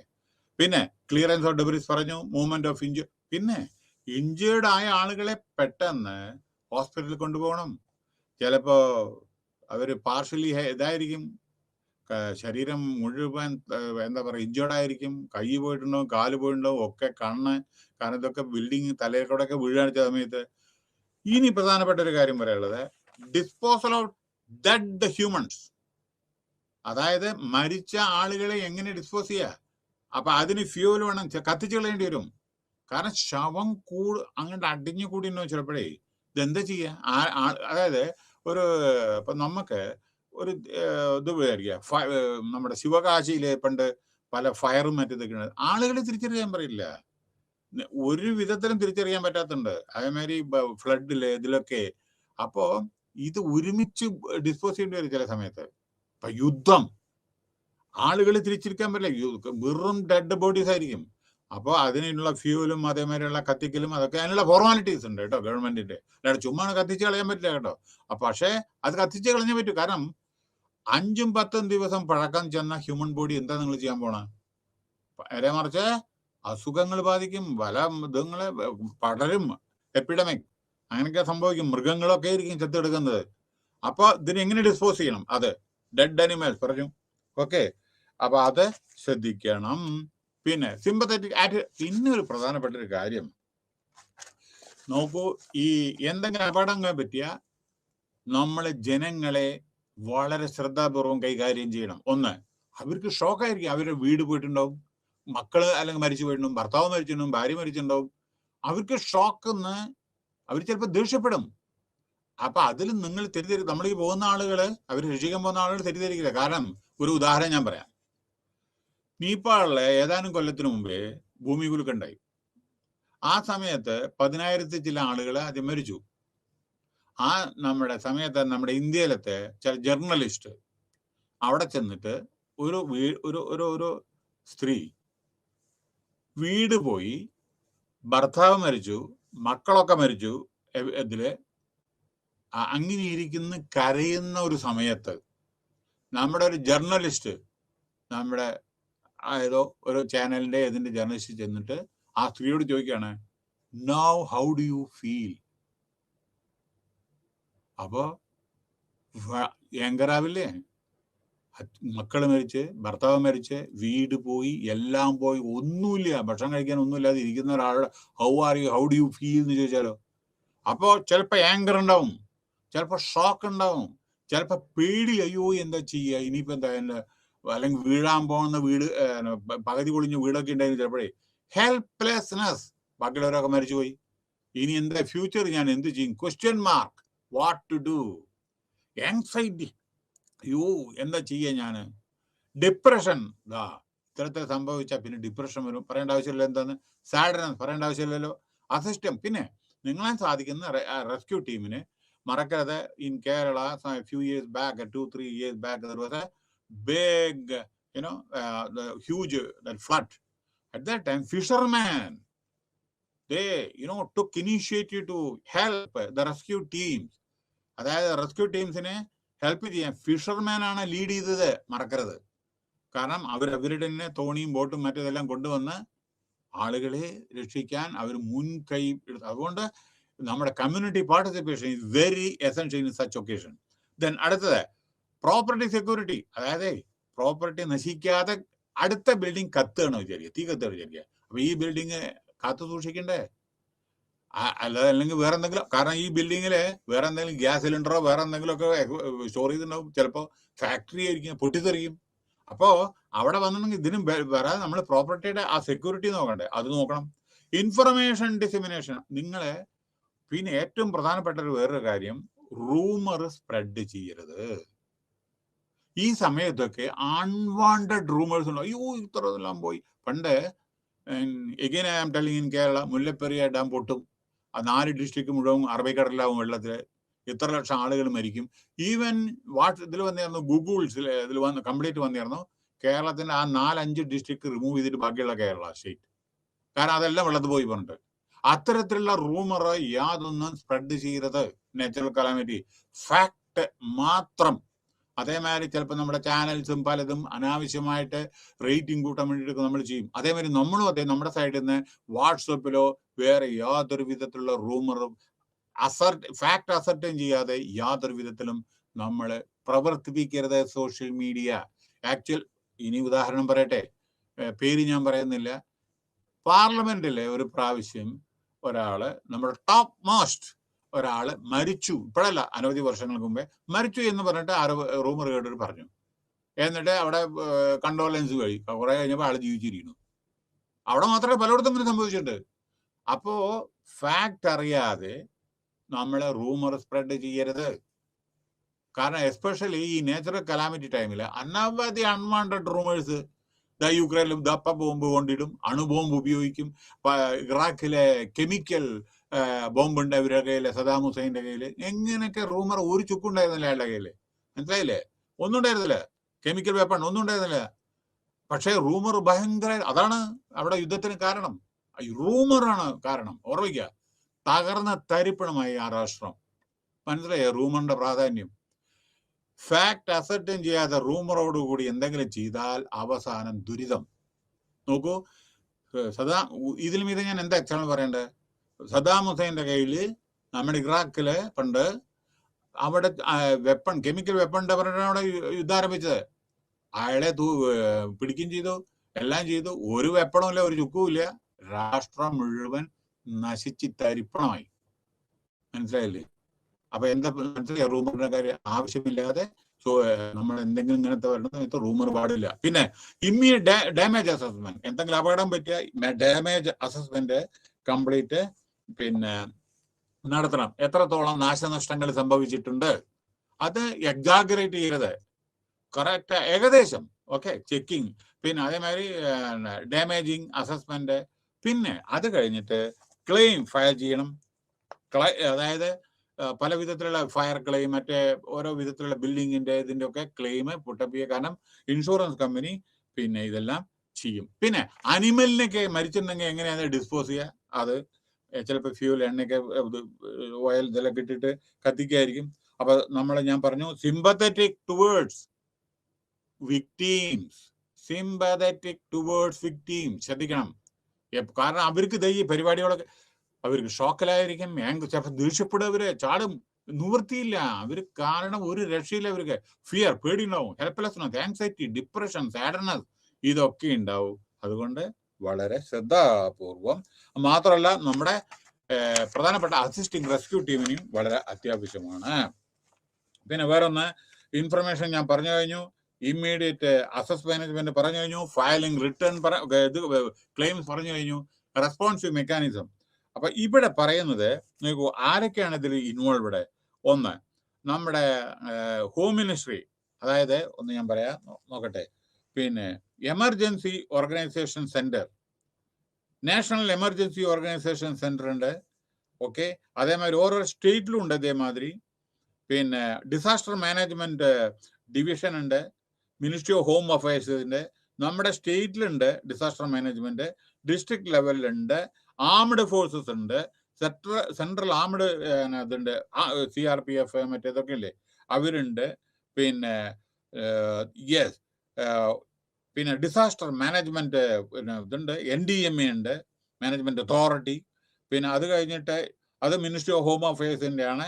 NDRF അതുണ്ട്, ഫോഴ്സ് അതുണ്ട്. അങ്ങനെ പലതും നമ്മളെ സഹായിക്കാൻ ഉണ്ട്. അപ്പോൾ ഇതിന്റെ conclusion, in the post-disaster phase, the foremost relief operation which are undertaken are search, rescue, പറഞ്ഞു, untraced disaster victims are searched and rescued with the help of local community. In accordance with the Disaster Management Act, ഇതൊരു act ഉണ്ട്, 2005 NDRF അത് പിന്നെ has been set up by the government of India to ensure specialized response during disaster incident. The mechanism of response is the activation of different components of response in accordance with the standard. അതിനൊക്കെ ഓരോരോ ഇതുണ്ട്, guide lines ഉണ്ട്, അതേ പ്രകാരം നമ്മൾ ചെയ്യണം. അപ്പൊ ഇതില് അപകടങ്ങൾ വരുമ്പോൾ ബയോളജിക്കൽ ഡിസാസ്റ്റർ ആണെന്ന് വെച്ചാൽ അതിന്റെ നമ്മുടെ ഹെൽത്ത് ഫാമിലി വെൽഫെയർ മിനിസ്ട്രിയാണ് അതിന്റെ കാര്യങ്ങൾ നോക്കുന്നത്. അതേമാതിരി കെമിക്കൽ ഡിസാസ്റ്റർ ആൻഡ് ഇൻഡസ്ട്രിയൽ ആക്സിഡന്റിലെ മിനിസ്ട്രി ഓഫ് എൻവയോൺമെന്റും ഫോറസ്റ്റ് ആണ്. സിവിൽ ഏവിയേഷൻ ആക്സിഡന്റ്, പ്ലെയിൻ അപകടം, അത് സിവിൽ ഏവിയേഷൻ ഡിപ്പാർട്ട്മെന്റ് ആണ് നോക്കുന്നത്. Cyclone, tornado and tsunami, ministry of home affairs ആണ് നോക്കുന്നത്. Disaster in mines, ministry of coal ആണ് നോക്കുന്നത്, മിനിസ്ട്രി ഓഫ് ഫൈനാൻസിന്റെ മൈൻസിന്റെ. ഡ്രോട്ട്, ഹെയിൽ സ്റ്റോം, പിന്നെ cold wave and forest pest, okay, attack, ഇതെല്ലാം അഗ്രികൾച്ചർ മിനിസ്ട്രിയാണ് നോക്കുന്നത്. എർത്തുക്കേക്ക് ഹോം അഫയേഴ്സ് ആണ് നോക്കുന്നത്. Flood, ministry of home affairs ആണ് നോക്കുന്നത്. Forest fire, ministry of environment ആണ് നോക്കുന്നത്. Land slide, ministry of home affairs ആണ് നോക്കുന്നത്. Nuclear and radiological emergency, department of atomic energy, government of India. Oil spills, ministry of defence. Railway accident, ministry of railway. Road accident, ministry off road and transport, highways. പിന്നെ അത് കഴിഞ്ഞിട്ട് yes, urban flood, ministry of urban development. Okay, ഇതാണ് ഈ unit. അടുത്തത് unit 8, damage assessment. Elements of damage assessment, dimensions of damage assessment and framework and methods. Okay, introduction. Damage അസസ്മെന്റില് നമ്മൾ എങ്ങനെ assessment അതായത് ഈ ഡാമേജ് എങ്ങനെ അസസ് ചെയ്യുക, അതിനെ പറ്റിയിട്ടാണ് അടുത്ത് പറയുന്നത്. ഓക്കെ, അതില് നോക്കൂ, നമ്മള് yes, elements of damage assessment, dimensions, frame work. അപ്പൊ ഇൻട്രൊഡക്ഷൻ. ഡാമേജ് എത്ര ഒരു അപകടം പറ്റിയ, ചാപ്റ്റർ 8 യൂണിറ്റ് 8 ഡാമേജ് അസസ്മെന്റ്. അത് അസസ് ചെയ്യുക, എത്ര നാശനഷ്ടം വന്നു, ഒരു ബ്ലഡ് ആയിക്കോട്ടെ, വേറെ എന്തെങ്കിലും ആയിക്കോട്ടെ, തീപിടുത്തം ആയിക്കോട്ടെ, വേറെ എന്തെങ്കിലും, അല്ല അസസ് ചെയ്യണ്ടേ എത്ര ഇത്. അതനുസരിച്ചില്ല. Damage assessment is an important tool for retrospective and prospective analysis of disasters to assimilate അതിന്റെ എത്രത്തോളം ഇമ്പാക്ട് ഒരു എർത്ത്ക്വേക്ക് കാണിച്ച എത്രത്തോളം. This form the basis in future അതുകൊണ്ട് എന്തിന്റെ ഫ്യൂച്ചറിൽ ഇതേമാതിരിയുള്ള ഡിസാസ്റ്റർ പ്രിവെന്റ് ചെയ്യാൻ വേണ്ടിയിട്ട് നമുക്ക് പ്രിക്കോഷൻ എടുക്കാം. ഉദാഹരണം, നമ്മള് ഒരു ഫാക്ടറി ബോയിലർ അതേമാതിരി കത്താണ് ഇതൊക്കെ. അപ്പൊ ജനങ്ങൾക്ക് അവിടുത്തെ എംപ്ലോയീസിനുള്ള അവയർനെസ്, എന്തെങ്കിലും പോയ്സണസ് കെമിക്കൽസ് അതൊക്കെ ഉപയോഗിക്കുമ്പോൾ അതിനുള്ള ഇതെല്ലാം അവയർനെസ്സും, നിയർ ബൈ ഏരിയാസ് ജനങ്ങൾക്കുള്ള അവയർനെസ്, ഇതൊക്കെ നമ്മൾ അപ്പൊ അതുകൊണ്ട് പ്രിപ്പയർനെസ് ആണത്. ഫ്യൂച്ചറിൽ എന്തെങ്കിലും അപകടങ്ങൾ വന്നാൽ നമ്മൾ emergency responses could be more effective. Equipment, നിങ്ങൾക്കറിയില്ല, ഈ യുദ്ധത്തിന് മുമ്പേ നമ്മൾ സൈറൺ മുടങ്ങിയ എന്തെല്ലാം നമ്മൾ ചെയ്യണം എന്നുള്ള ഒരു പ്രിക്കോഷൻ എടുക്കുന്ന കാര്യങ്ങളൊക്കെ ഉണ്ട് പണ്ടൊക്കെ. Emergency response could be more effective, equipment, personnel. അപ്പോൾ നമുക്ക് അതിനുള്ള എക്യുപ്മെന്റ് വേണം, നമുക്കുള്ള പേഴ്സണൽ വേണം, could be better used and help could be provided quicker if a thorough damage assessment proper ആയിരിക്കണം, റിയലിസ്റ്റിക് ആയിരിക്കണം കേട്ടോ. അപ്പോ അടുത്ത് എലിമെന്റ്സ് ഓഫ് ഡാമേജ് അസസ്മെന്റ്. ആദ്യമായിട്ട് എലിമെന്റ്സിന് എന്താണ് ചെയ്യേണ്ടത് വെച്ചാൽ ഐഡന്റിഫിക്കേഷൻ ഓഫ് ടൈപ്പ് ഓഫ് എന്ത് ഇൻഫർമേഷനാണ് വേണ്ടത്, എന്ത് സോഴ്സ് ആണ് വേണ്ടത്, എന്ത് ഡാറ്റ കളക്ഷൻ ആണ് വേണ്ടത്, ഡാറ്റ കളക്ഷൻ എങ്ങനെ, പ്രൈമറി സെക്കൻഡറിയോ, ഡാറ്റ അനലൈസ് ചെയ്യുക, അതേമാതിരി ഡാമേജ് അസസ്മെന്റിന്റെ, അതേമാതിരി അനാലിസിസ് ഓഫ് ഡാറ്റ ഇന്റർപ്രിട്ടേഷൻ, എത്രത്തോളം നമ്മൾ അനാലൈസ് അതിന് ഇന്റർപ്രറ്റ് ചെയ്യുക. പിന്നെ എപ്പോഴും ഈ അതിന് റിപ്പോർട്ട് റൈറ്റിംഗ് വേണം, റിപ്പോർട്ട് ഉണ്ടാക്കണം. എങ്ങനെയാ അപകടം സംഭവിച്ചത്, ആരൊക്കെല്ലാം അത് ജനങ്ങൾ മരിച്ചിട്ടുണ്ടോ, ഇഞ്ചേർഡ് ആയിട്ടുണ്ടോ, ഫയർ ഫൈറ്റിംഗ് എവിടുന്നാ വന്നത്, ഇതൊക്കെ ഉണ്ട്. അതായത് ഇതിലൊക്കെ പ്രാധാന്യപ്പെട്ട ഒരു കാര്യമുണ്ട്. ഒരു ചെറിയ ഇൻസിഡന്റ് ഞാൻ ഒരു തമാശക്ക് പറഞ്ഞുതരാം. എന്ത് ഈ റിപ്പോർട്ട് റൈറ്റിംഗില് ഒരു ഫാക്ച്വൽ ആയിട്ടുള്ള കാര്യങ്ങൾ എഴുതാൻ പാടും. ഒരു അപകടം ഞങ്ങളുടെ അവിടെ പണ്ട് ഒരു ബിൽഡിങ്ങില് അപകടം വന്നപ്പോ 1989 4 പുറം വെള്ളം, ഫയർ എഞ്ചിൻ അടുത്ത്, CISF അതായത് ആംഡ് ഫോഴ്സ് സെക്യൂരിറ്റി. അപ്പോ 4 പുറം ഫൗണ്ടൻ ബിൽഡിങ്ങിന്റെ വെള്ളം, എന്നിട്ടാണ് തീ കത്തിയത്. അവിടെ ഫയർ എഞ്ചിൻ ഉണ്ട്, ഓൾറെഡി ട്രെയിൻഡ് പേഴ്സണൽ താമസമുണ്ട്, അത് ഫയർ ഫൈറ്റിങ്ങിൽ ആളുകളുമുണ്ട്. പക്ഷേ എല്ലാം കത്തി നശിച്ച് ഒരു തുള്ളി വെള്ളം ഒഴിച്ചില്ല. അതിന്റെ പ്രധാന കാരണം എന്താ അറിയോ, ഇവർക്ക് അത് ചെയ്യണമെന്നുണ്ട് കമാൻഡറിന്റെ ഇൻസ്ട്രക്ഷൻ വേണം. അയാൾ ഡൽഹിയിലുണ്ടായിരുന്നു. അന്ന് മൊബൈലില്ല, ട്രങ്കാൾ ചെയ്യണം. അപ്പൊ ഇവര് ഇതില് CISFന്റെ അവിടെ ആ സമയത്ത് മറ്റേ ലോക്കൽ കാളൊക്കെ ഉണ്ടായിരുന്നുള്ളൂ. ഇത് കോണ്ടാക്ട് ചെയ്ത് കണക്ട് ചെയ്ത് അയാൾക്ക് ഇൻഫർമേഷൻ കിട്ടുമ്പോൾ അയാൾ ഡൽഹിയിൽ എന്തൊരു മീറ്റിംഗ് പോയിരിക്കാണ്. അപ്പോഴേക്ക് കത്തേണ്ടത് മുഴുവൻ കത്തി. അപ്പോ ഇതെന്ന് എന്താ മനസ്സിലാവണേ, ഈസി കമ്മ്യൂണിക്കേഷൻ പ്രോപ്പർ അല്ല എങ്കിൽ പ്രശ്നങ്ങൾ സംഭവിക്കാം. പിന്നെ റിപ്പോർട്ട് റൈറ്റിംഗ് ആക്ച്വലി എന്താണ് ഫാക്ച്വൽ ഇത്, അതേമാതിരി എത്ര നാശനഷ്ടം, ജനങ്ങള് ഇഞ്ചേർഡ്, ജോബ് എത്ര ആളഞ്ഞി നശിക്കും, ജോബില്ല, അൺഎംപ്ലോയിഡ് ആവും, എന്ത് ചെയ്യും, അതൊക്കെ പറഞ്ഞിട്ട് ഉള്ള റിയൽ റിപ്പോർട്ട്. ടോട്ടൽ അതിന്റെ റോ മെറ്റീരിയൽ എത്ര പോയി, ക്യാപിറ്റൽ എക്യുപ്മെന്റ് എത്ര നശിച്ചു, ബിൽഡിംഗ് എത്ര നശിച്ചു, ഇതൊക്കെ വരും. നമ്മുടെ സ്റ്റോക്ക് പ്രൊഡ്യൂസ് ചെയ്ത കാറ്, ഓട്ടോമൊബൈൽ ഇൻഡസ്ട്രീസ് ആണ് വിചാരിക്കുക, ഇപ്പൊ മാരുതി ആയിരിക്കുക, അവരുടെയൊക്കെ ഗോഡൌണിൽ എത്ര കാറുണ്ടായിരിക്കും. അപ്പൊ എത്ര കാറ്, ഏതെല്ലാം മോഡല്, എന്താ വാല്യൂ, അങ്ങനെയൊക്കെ. പിന്നെ കൺക്ലൂഷൻ. അപ്പൊ അതുകൊണ്ട് എന്താണ് ചെയ്യേണ്ടത്, മേക്കിംഗ് ഫോർകാസ്റ്റ്, റെക്കമെൻഡേഷൻ. അതുകൊണ്ട് അടുത്ത് എന്താണ് റെക്കമെൻഡ് ചെയ്യുന്നത്, നിങ്ങളുടെ സജഷൻ. ആരാ കമ്മിറ്റി വെച്ചാൽ അവരുടെ റെക്കമെൻഡേഷൻ എന്താണ് ചെയ്യേണ്ടത്. ആദ്യം ഡെബ്രി റിമൂവ് ചെയ്യണം. എന്നിട്ട് എന്താ ചെയ്യേണ്ടത്, അതിന് ഇൻഷുറൻസ് കമ്പനി വരണം. ആദ്യം കത്തിപ്പോയാൽ ആദ്യം ഇൻഷുറൻസ് കമ്പനി വന്നിട്ട് ഫോട്ടോ ഒക്കെ എടുക്കും, മനസ്സിലായില്ലേ.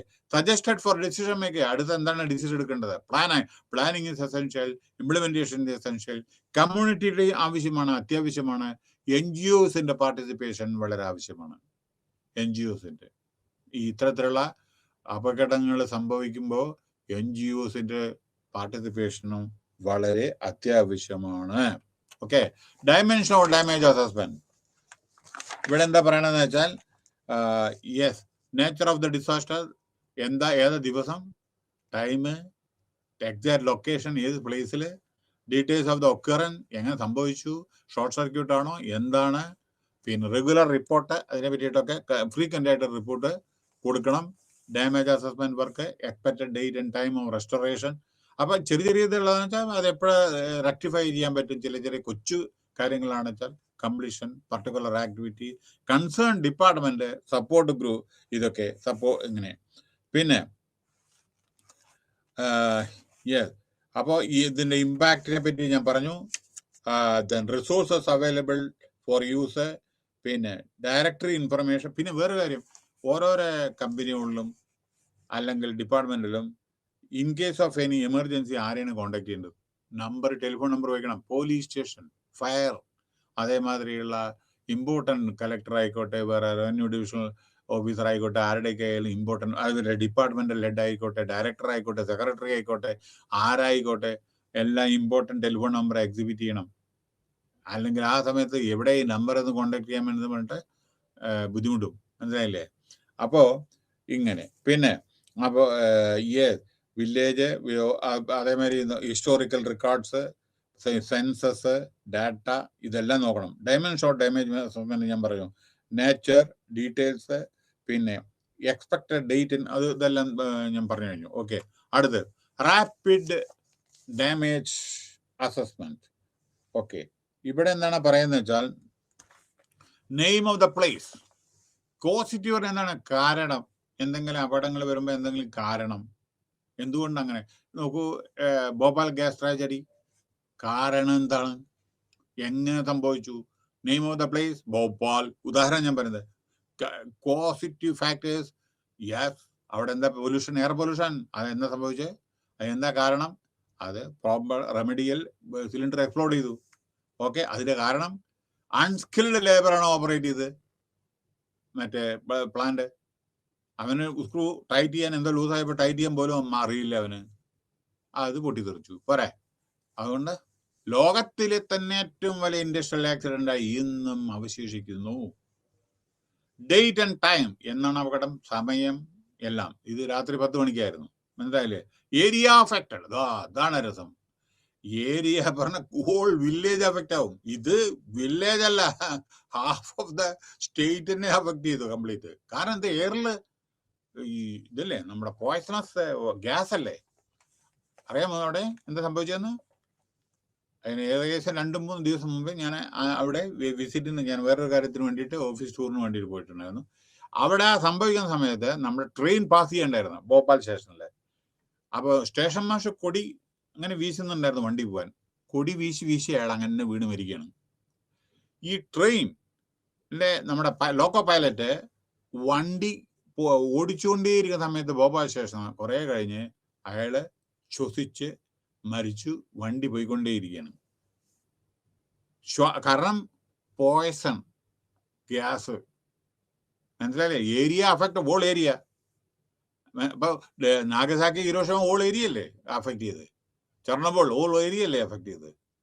അപ്പോൾ area affected, total number of village, അതിൽ എത്ര വില്ലേജ് ഉണ്ട്? ഭോപ്പാലില് അനവധി വില്ലേജ്. ഇത് ഇൻ കേരള എൻഡോസൾഫാൻ എത്ര അഫക്ട് ചെയ്ത്. നീബർഹുഡ് ആൾസോ അഫക്ട് ചെയ്യും, അടുത്തത് അഫക്ട് ചെയ്യും. ഇപ്പൊ ഉദാഹരണം ഞാൻ പറയാം, ഇവിടെ കൂടംകുളം ഇതുണ്ട്, നമ്മുടെ nuclear power plant.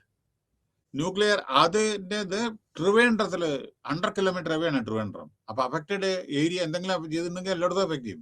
Total population, അവിടുത്തെ പോപ്പുലേഷൻ നോക്കണം. ഡിസാസ്റ്റർ അസസ്മെന്റ്, അതായത് ജനവാസം, അത് നമ്മൾ നോക്കണം. പിന്നെ അടുത്ത് framework and method, initial situation overview, need analysis, assessing loss പറഞ്ഞു, ഡാമേജ് പറഞ്ഞു, ഹൗസിങ് അഫക്ട് ചെയ്ത ആളുകളുടെ കമ്മ്യൂണിറ്റി ഇൻഫ്രാസ്ട്രക്ചർ അസസിങ്, അവിടെയൊക്കെ 4 പറയും ആരാണ്, എങ്ങനെയാണ്, ഹെൽപ്ഫുൾ ആണോ. പിന്നെ ഡാമേജ് ടു എൻവയോൺമെന്റ് ഡാമേജ്, പക്ഷികളും മൃഗങ്ങളും മനുഷ്യരും മരിച്ചു വീഴും ഇത്തരത്തിലുള്ള സന്ദർഭങ്ങളിൽ കേട്ടോ.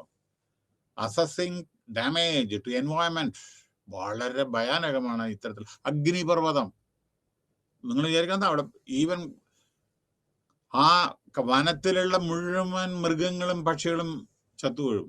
മനസ്സിലായില്ലേ? അപ്പൊ എത്രത്തോളം ഇതിന്റെ ഡാമേജ് ഉണ്ട്, ലൈവ്ലിഹുഡ്. അത് പിന്നെ അതില് നമ്മുടെ കാട്ടിൽ നിന്നും ഓരോന്ന് കിട്ടി, തേനും അതും തന്നെ കിട്ടി ജീവിക്കുന്നവരല്ലേ നമ്മുടെ ട്രൈബൽസ്, അവരെ പറ്റിയില്ലേ ലൈവ്ലിഹുഡ്. എക്കണോമിക് ലോസസ്, ഈ അപകടം വരുമ്പോ എക്കണോമിക് ലോസ് എന്തായിരിക്കും? അതിഭയങ്കരമായിരിക്കും. പ്ലാന്റ് പലതും പൂട്ടേണ്ടി വരും, അങ്ങനെ എല്ലാ പലതും പൂട്ടേണ്ടി. അപ്പൊ എക്കണോമിക് ലോസ് ഭയങ്കരമായിരിക്കും. മനസ്സിലായില്ലേ? ഇത് ഒരു ചെറിയ ഉദാഹരണം ഞാൻ പറയാം, എന്താ എക്കണോമിക് ലോസ് എന്ന് നോക്കൂ. ഈ 89-ല് ഞാൻ പറഞ്ഞ ഈ ഫയർ ഇൻസിഡന്റ് ഉണ്ടായിട്ട്, ഈ ഒറ്റ ഫയർ ഇൻസിഡന്റ് ഒരു നെഗ്ലിജന്റ് ആയിരുന്നു ഒരു പയ്യന്റെ. ആ പയ്യൻ, അതായത് ഗ്യാസ് പ്ലാന്റ് 4 പുറം വലിയ പ്ലാന്റ് ഉണ്ടായിരുന്നു, വലിയ ഓർഗനൈസേഷൻ ആയിരുന്നു. അവിടെ അവൻ ഓർക്കാതെ ഫസ്റ്റ് ഷിഫ്റ്റിന്റെ ആ ടൈമിൽ 8 മണിക്ക് 8 PM ആ സമയത്ത് ബീഡി മരിച്ചിട്ട് ഒരു ബംഗാളത്തെ ഒരാളായിരുന്നു, ഒരു പയ്യൻ.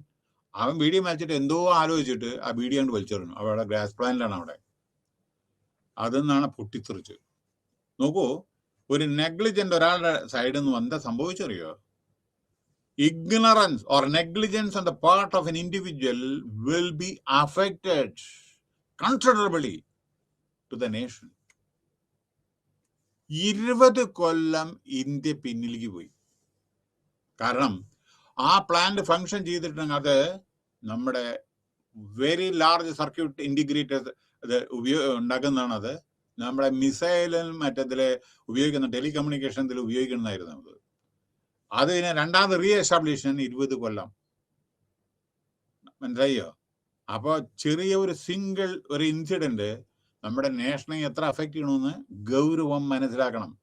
ഒന്നും കൂടി ഞാൻ പറയാം, വേറെ ബാക്കി ഡീമേ, കാരണം ഞാൻ I was there, that's why I am just telling you. ഞാൻ ബാക്കിയുള്ള കാര്യങ്ങളൊന്നും പറയില്ല, ഒരു ഇൻസിഡന്റും കൂടി പറഞ്ഞിട്ട് അപ്പം നിങ്ങൾക്ക് ഇതിന്റെ സീരിയസ് എന്ന് മനസ്സിലാവും. In ISRO many years ago നമ്മുടെ നമ്പി നാരായണൻ, ഗ്രേറ്റ് സയന്റിസ്റ്റ്, അദ്ദേഹത്തിന് എന്തോ കാര്യത്തിൽ, ഞാൻ ബാക്കിയൊന്നും പറയുന്നില്ല, അറസ്റ്റ് ചെയ്തു, അങ്ങനെ ചെയ്തു, ഇങ്ങനെ ചെയ്തു. ക്രയോജനിക് എഞ്ചിൻ അതുണ്ടാക്കുന്നതിലെ അഗ്രഗണ്യനായ സയന്റിസ്റ്റ് ആയിരുന്നു അദ്ദേഹം. അയാളെ എന്തൊക്കെ കാരണം പറഞ്ഞിട്ട് ആരോ പറഞ്ഞിട്ട് അയാളെ അറസ്റ്റ് ചെയ്തു. അയാള് അവിടുന്ന് പോന്നു ISROയില്.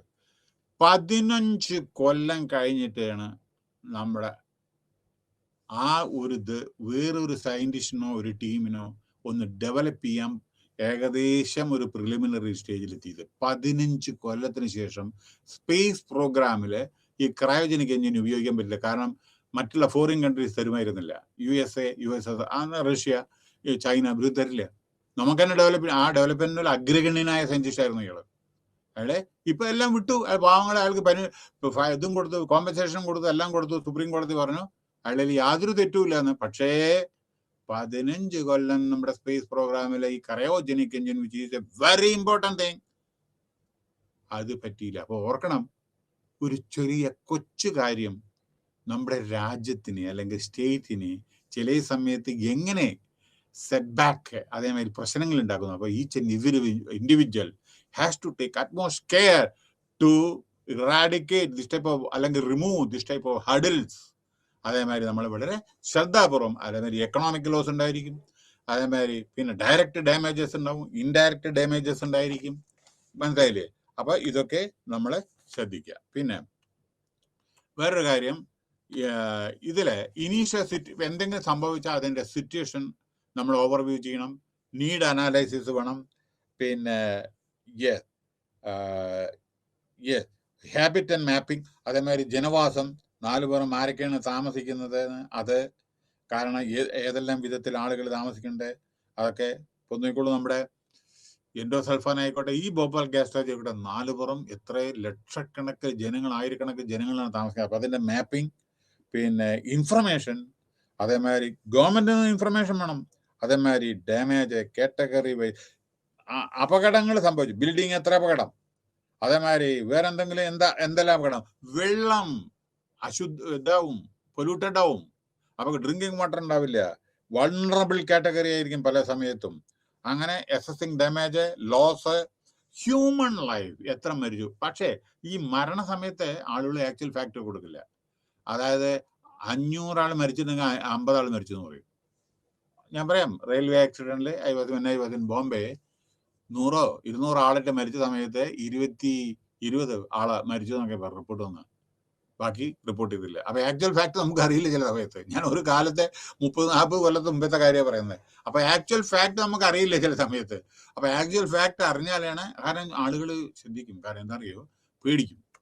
അപ്പൊ അതുകൊണ്ട് ആക്ച്വലായിട്ട് പറയില്ല ചില സമയത്ത് എത്ര മരിച്ചു, അല്ലെങ്കിൽ ഒരാളുടെ മരണം പെട്ടെന്ന് റിപ്പോർട്ട് ചെയ്യില്ല. അത് വളരെ ഇപ്പൊ നമ്മുടെ സോഷ്യൽ മീഡിയ ഒക്കെ ഉണ്ടല്ലോ, വളരെ വളരെ ശ്രദ്ധാപൂർവ്വം നമ്മൾ ശ്രദ്ധിക്കേണ്ടതെന്ന് വെച്ചാൽ അൺനെസസറി ടെലകാസ്റ്റ് ഉണ്ടല്ലോ, അത് നമ്മൾ നിർത്തണം. കാരണം എന്താന്ന് വെച്ചാൽ അത് വളരെയധികം സെറ്റ് ബാക്ക് ഉണ്ടായിരിക്കും. അത് മെല്ലെ മെല്ലെ അതിനൊക്കെ ഒരു ഇതുണ്ട്. നമ്മുടെ ദൂരദർശനിൽ നോക്കിക്കോളൂ എങ്ങനെ ന്യൂസ് റീഡിങ് എന്ന്. ഒരാൾ മരിച്ചാൽ തന്നെ ഇയാൾ സീരിയസ് ആണ്, കുറച്ചും കൂടി സീരിയസ് ആണ്. അപ്പൊ എന്തുണ്ട്, നമ്മൾ തയ്യാറെടുപ്പെടുത്തു, അയാളിങ്ങനെ സീരിയസ് ആണ്, കുറച്ച് സീരിയസ് ആണ്, വെന്റിലേറ്ററിലാണ്. അവസാനം കുറെ ന്യൂസ് കഴിഞ്ഞിട്ട് പറഞ്ഞു വളരെ സോറി ടു സേ അദ്ദേഹം മരണപ്പെട്ടു. നേരെ മറിച്ച് നമ്മളെ പെട്ടെന്ന് ചില സമയത്ത് ഇതുണ്ടാവുമ്പോൾ ഷോക്ക് ഉണ്ടാവും കംപ്ലീറ്റ് ചിലർക്ക്. അപ്പൊ ഈ ന്യൂസ് റീഡിംഗ് ഒക്കെ അതേമാതിരി സോഷ്യൽ മീഡിയ യൂസേജൊക്കെ വളരെ ശ്രദ്ധാപൂർവമായിരിക്കണം. അപകടങ്ങൾ എന്തെങ്കിലും സംഭവിച്ചാൽ ആക്ച്വൽ ഫാക്ട് അറിഞ്ഞിട്ട് വേണം. അത് മാത്രമല്ല, മീഡിയ റിപ്പോർട്ട് ചെയ്യുന്ന സമയത്ത് fact should be assessed from the concerned agency. Correct information മാത്രമേ കൊടുക്കാവൂ. കാരണം അത് പ്രശ്നമായിട്ട് പരിണമിക്കും. കറക്റ്റ് അല്ലാത്ത ആളുകൾ പേടിക്കും. മനസ്സിലായില്ലേ? അങ്ങനെയൊക്കെ സംഭവിക്കും. അപ്പോൾ അസസിങ് ഡാമേജ്. പിന്നെ വേറൊരു കാര്യം എന്താണെന്ന് വെച്ചാൽ, എൻവയോൺമെന്റിനെ പറ്റി പറഞ്ഞു, ഇൻഫ്രാസ്ട്രക്ചർ മാപ്പിംഗ്, ഏരിയ ലെവൽ അതും പറഞ്ഞു. പിന്നെ ഫോട്ടോഗ്രാഫ്. ഇതിനൊക്കെ ചില സമയത്ത് നമുക്ക് ഫോട്ടോഗ്രാഫ് ചിലത് ക്ലിയർ കട്ട്, അതെങ്ങനെ വെച്ചാൽ ഈ റിമോട്ട് സെൻസിങ് ഉണ്ട്, അതേമാതിരിയുള്ള ഇതൊക്കെ എങ്ങനെ ഇതിൻ്റെ എല്ലാം ഫോട്ടോഗ്രാഫ് എടുക്കേണ്ടി വരും ചില സമയത്ത്. കാരണം ഇത് റെക്കോർഡാണ്. ഇൻഷുറൻസ് കമ്പനി ക്ലെയിം ചെയ്യാൻ ഫോട്ടോഗ്രാഫാണ്. ഏതെല്ലാം നശിച്ചു, ബിൽഡിംഗ് അതെല്ലാം കൊളാപ്സായി, ഇതിൻ്റെ ഫോട്ടോഗ്രാഫ് ഇതെല്ലാം റെക്കോർഡാണ്. കൊല്ലങ്ങളോളം സൂക്ഷിക്കും, കൊല്ലങ്ങളോളം. മനസ്സിലായില്ലേ ഫോട്ടോഗ്രാഫ്? അപ്പോൾ ഈവൻ നമ്മുടെ ഇന്ത്യ പാകിസ്ഥാൻ പാർട്ടീഷൻ കഴിഞ്ഞ ഫോട്ടോ ഇപ്പോഴും ഉണ്ടല്ലോ. അതേ പ്രകാരം വളരെ ഇമ്പോർട്ടൻ്റ് ആയിട്ടുള്ള ഓരോരോ കാര്യങ്ങൾ എല്ലാം ഫോട്ടോഗ്രാഫ്, അതാണ് എവിഡൻസ് ആണ്. കോടതിയിൽ പോലും അത് എവിഡൻസ് ആണ്. അത് ശ്രദ്ധിക്കണത് ഫോട്ടോഗ്രാഫ്. പിന്നെ ഏരിയ സർവേ. അപ്പോൾ ഡേഞ്ചറസ് ആയിട്ടുള്ള സോണൊക്കെ ഉണ്ടല്ലോ, നമ്മൾ സർവേ ചെയ്യണം. പിന്നെ അപകടകരമായിട്ട് ജനങ്ങളെ അറിയിക്കണം. Resource mapping. പിന്നെ അത് മാത്രമല്ലല്ലോ, ഈ മനുഷ്യരുടെ ഇപ്പം അഗ്രികൾച്ചറൽ ലാൻഡ്സ്കേപ്പ് ഇതെന്തെങ്കിലും ഉണ്ടെങ്കിൽ ലൈവ്ലിഹുഡ് എത്രത്തോളം അഫക്റ്റ് ചെയ്തു. ചിലർ മൃഗങ്ങളെ, പശു പാലെടുത്ത് ജീവിക്കുന്നവരുണ്ട്, പശുക്കളെല്ലാം ചത്തുപോയിട്ടുണ്ടാവും. അപ്പോൾ എത്രത്തോളം അവർ അഫക്റ്റ് ചെയ്യുന്നുണ്ട്. ഡയറക്റ്റ് ഡാമേജസ്, ഇൻഡയറക്റ്റ് ഡാമേജസ് എത്രയാണ്. ജോലി പോവും ചിലപ്പോൾ, മനസ്സിലായോ? അപ്പൊ കുടുംബത്തിന് അഫക്റ്റ് ചെയ്യില്ലേ? അപ്പൊ അതേമാതിരി അതെന്താ ഇത്. പിന്നെ ഇമ്പാക്ട്, ഹെൽത്ത്, ഏറ്റവും പ്രധാനപ്പെട്ടത് ഹെൽത്ത്. ഈ അപകടങ്ങളിലെല്ലാം നമുക്ക് ഹെൽത്തിനെ അഫക്റ്റ് ചെയ്യുന്നതാണ്. നോക്കൂ, ഫ്ലഡ്, മലേറിയ, ഡ്രിങ്കിങ് വാട്ടർ ഉണ്ടാവില്ല, എപ്പിഡമിക്, ശവങ്ങള് അല്ലെങ്കിൽ മരിച്ച മൃഗങ്ങള്, ഇതൊക്കെ ഇങ്ങനെ പോയിട്ടുണ്ടാവും. അപ്പൊ അതിനെ ശ്വസിക്കുന്നു നമുക്ക് വാട്ടർ ബോൺ ഡിസീസസ്. അപ്പോൾ നമ്മുടെ ഹെൽത്ത് വളരെ ഇമ്പോർട്ടൻ്റ് ആണ്. ഓക്കെ. പിന്നെ പ്രധാനപ്പെട്ട ഒരു കാര്യം, ഇമ്പാക്ട് ഓഫ് ഡിസാസ്റ്റർ, സോഷ്യൽ. മനുഷ്യന്, അതായത് ശാരീരികമായി പല ഇതുണ്ടാവും. നമുക്ക് വളരെ വളരെ വളരെ ഡിസപ്പോയിന്റഡ് ആയിരിക്കും. അതേമാതിരി നമ്മുടെ എല്ലാം നശിച്ചു പോയി, രക്ഷിതാക്കന്മാർ പോയിട്ടുണ്ടാവും, വേറെ എല്ലാവരും ചേട്ടൻ പോയിട്ടുണ്ടാവും, അനുജത്തി പോയിട്ടുണ്ടാവും, വേറെ അങ്ങനെ പല എക്കണോമിക്കൽ ലോസ് ഉണ്ടായിരിക്കും. പിന്നെ വളരെയധികം നിരാശയുള്ള സമയമാണ്.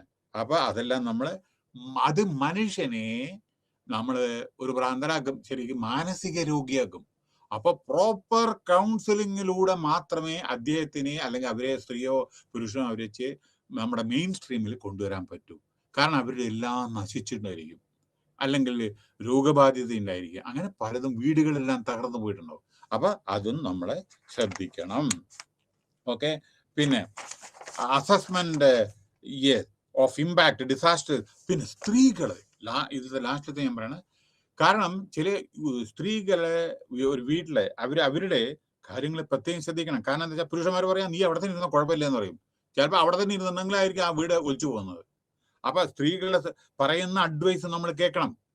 ആ വീട്ടിൽ സ്ത്രീകളായിക്കോട്ടെ ആരായിക്കോട്ടെ, ഡിസാസ്റ്ററിനെ പറ്റി അവരുടെ അഭിപ്രായം നമ്മളെ കാര്യമായി അല്ല, ഞാൻ പറയുമ്പോൾ നീ കേൾക്കെന്ന് പറഞ്ഞിട്ട് വീരവാദം മുഴക്കരുത്. അവർ പറയുന്നത് നമ്മൾ കേൾക്കണം. ഇനി അപ്പോൾ assessing impact of on health പറഞ്ഞു. Psycho social impact of disaster, മാനസിക ഇമ്പാക്ട്. മാനസിക, ഒരു നിമിഷം കൂടി ഞാൻ പറയാം.